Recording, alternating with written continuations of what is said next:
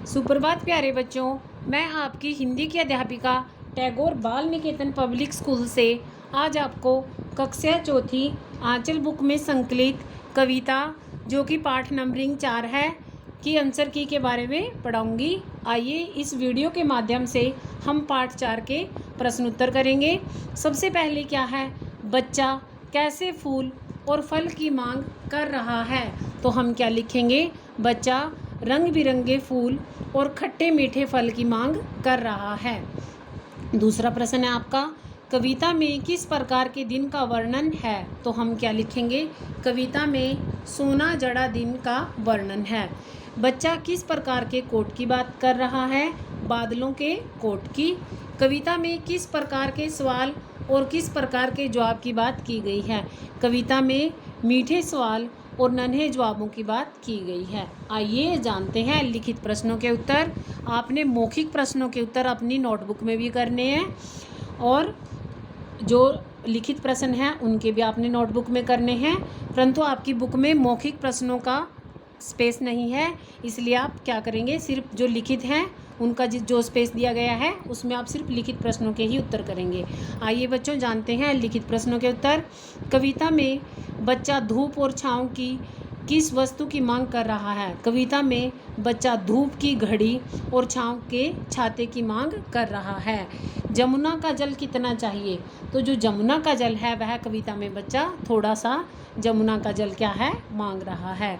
कविता में किसकी छड़ी की बात की गई है, कविता में धूप क्या होता है, दुबड़ा, धूप की छड़ी की बात कर रहा है। आइए कविता में बच्चे को किस प्रकार की रात चाहिए, तारों भरी रात। जो कविता में बच्चा है वह कैसी रात की मांग कर रहा है, जो रात तारों से भरी हुई हो। आइए एक्सरसाइज जानते हैं अभ्यास पाठ 4 का। कविता में सोना जड़ा क्या है, तो कविता में सोना जड़ा क्या है, दिन। घड़ी किसकी बनी है, धूप की। एक डैश की छड़ी किसकी जड़ी चाहिए हमें, धूप की। आगे है बच्चों, निम्नलिखित पंक्तियों को पूरा करो, तो ये आप खुद से करोगे, डू योर सेल्फ, ये आपने अपने आप से करना है। पीछे कविता में पंक्तियां दी गई हैं, कुछ रंग भरे फूल, तो आपने उसमें से लिखने हैं ये। आगे है वाक्य बनाओ, फूल वाक्य आपने खुद से बनाने हैं। जल गीत, जैसे धूप का अर्थ होता है मुझे धूप की छड़ी चाहिए। आगे है आपकी बुक में बहुवचन रूप में एक वचन यानी एक ही होता है जो, और बहुवचन अनेक। बांसुरी बांसुरियाँ, छाता छाते, छड़ी छड़ियाँ। आपने बच्चों एक बात का ध्यान रखना है, जब आप वचन से बहुवचन बनाते हो तो जो बड़ी की मात्रा होती है, जब आप उस वर्ड को बहुवचन में बनाओगे तो वह छोटी की मात्रा में कन्वर्ट हो जाती है, बदल जाती है। रात रातें, एक अनेक, छुट्टी, तो देखो यहाँ पे छुट्टियाँ में छोटी की मात्रा जो क्या है आ गई है। आगे है पर्यायवाची शब्द।